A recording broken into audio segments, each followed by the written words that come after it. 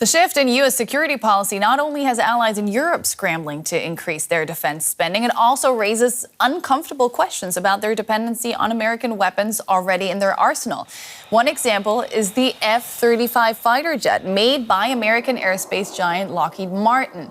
Several prominent voices linked to the defense establishment in Europe have suggested the U.S. has built so-called kill switches into the aircraft, which would allow Washington to remotely deactivate or limit the combat functions of the F-35s sold to foreign allies. Now, 13 European countries have placed orders for the F-35, and they're already operating in several of them, including in the UK and Italy. When the current orders are delivered, more than 570 F-35s will be stationed in Europe, making them a key component of the continent's air defenses.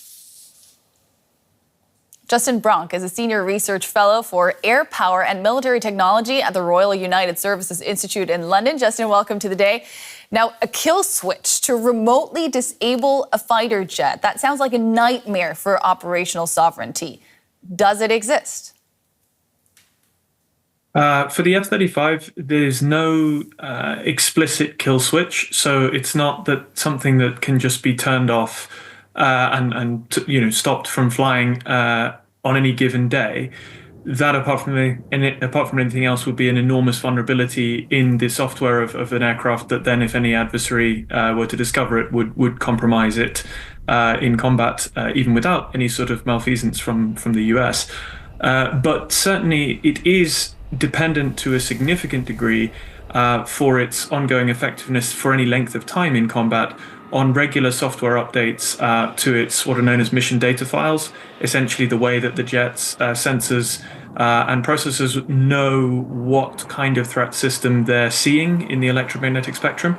And also it's dependent on continued access to the global supply chain and to the sort of software-defined maintenance programs and architectures, Alice and Odin, which the jet uses to essentially have parts ordered and delivered kind of just in time to each base. So there is a significant degree of dependency on continued US connectivity at the very least, but not a kill switch as such. Okay, Israel is the only country to run its F-35s on a domestic software, so foregoing that kind of control that the U.S. could exert over other jets. What would it take for other buyers to do the same? So fundamentally, the Israeli approach essentially locks them out of quite a lot of potential benefit from the enormous capability that the US system has to detect changes in hostile radar systems. For example, the latest Russian ground-based air defense or fighter radars change the way that they operate, the patterns they operate with, because they're software-defined now every week or two in Ukraine and would do so in any future conflict. So those mission data files that the US upgrades and updates based on collection of those new signals, and then analysis, processing, and then formatting into a mission data update, those are hugely important in keeping the jet effective. Israel has to do all of that itself.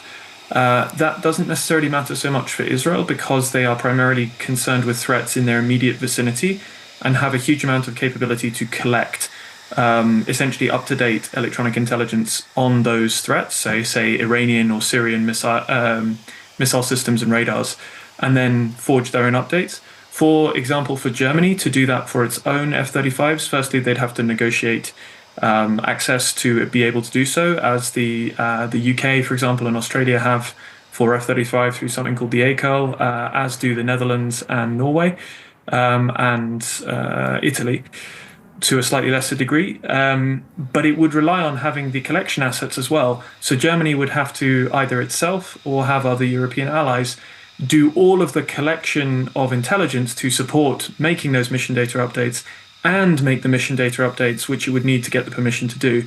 Of course, the same goes for Eurofighter Typhoons or indeed any other fighter. Part of the reason so many countries have accepted the degree of dependence on the US is because it gives them access to essentially the product of that completely unrivaled American intelligence and mission data programming kind of ecosystem. Yeah, can you give us a sense overall of how important the F-35 is for Europe's military strategy? It's very important as the kind of leading edge in any seriously contested airspace.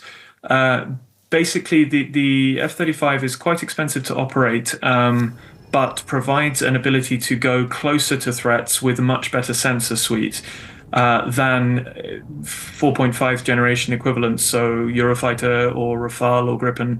Um, and the two complement each other very well. So having a few F-35s in a multinational package or a NATO package greatly enhances the lethality and the survivability of those more numerous Eurofighters and Rafales and Gripens, as long as they're able to operate together in terms of training and security and all of those other things.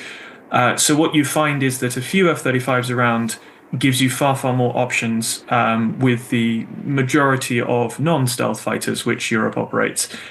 You wouldn't want to necessarily replace all fighters with F-35 because for quite a few tasks like defensive counter-air or kind of scrambling to intercept non-responsive airliners or things like that, or carrying lots and lots of weapons for air support in permissive areas over a battlefield like in Iraq or Syria, you don't necessarily want to pay the premium and have the dependencies that come with having a primarily American-made stealth aircraft. You only need that really for the very front end. The problem is for Europe looking at decoupling potentially some aspects of its defense. There's very little that can replace what the F-35 brings in terms of any jets that are currently available elsewhere. Yet, in matters of defense, Europe is so heavily reliant on the US in so many aspects. Should the F-35 really be the biggest concern right now? I must admit, I don't think that the F-35 it should be the primary area of concern for a couple of reasons. Firstly, for Germany, I know there have been voices in the German political establishment and defense establishment questioning whether the German F-35 order should be cancelled or reviewed because of its potential dependency on the US and therefore fears about whether that would be reliable. In the German case, those 35 F-35s that have been ordered so far are specifically for the dual-capable NATO nuclear sharing mission. And those are, so in a nuclear attack scenario, if Russia were to attack using tactical nuclear weapons, theoretically those squadrons would be able to deliver NATO shared nuclear weapons in response. Those nuclear weapons are American. They're B-61 Mod 12 US gravity bombs. And so in the case of Germany's F-35 order, the weapon that they're being bought primarily to potentially be able to deliver is 100% dependent on American presidential authorization and release. So the whole mission is, if the Americans aren't allowing it to go ahead, it's sort of pointless anyway. Yeah. More to the point, though, I think a lot of the real dependencies Europe has are in areas where the US would have to be actively supporting a conflict, an effort by European countries in conflict in order for us to have. So American orbital intelligence and surveillance, American orbital communications, beyond line of sight communications networks, American electronic warfare aircraft like the US Navy's EA-18 Growler. There's a whole host of capabilities which only the US really provides at the moment at scale. Whereas Europe really, I think, needs to prioritize filling in those gaps. For the F-35 not to be reliable for European countries in a defense scenario, the US would have to be actively not just not supporting, but trying to block what Europe was doing. Mm-hmm. And in that sort of scenario, so many things currently wouldn't work that I think focusing on the F-35 as something to spend money replacing in terms of orders is probably not the priority. We should fill in the gaps where we rely on active American participation first, which will take a long time and a huge amount of resource.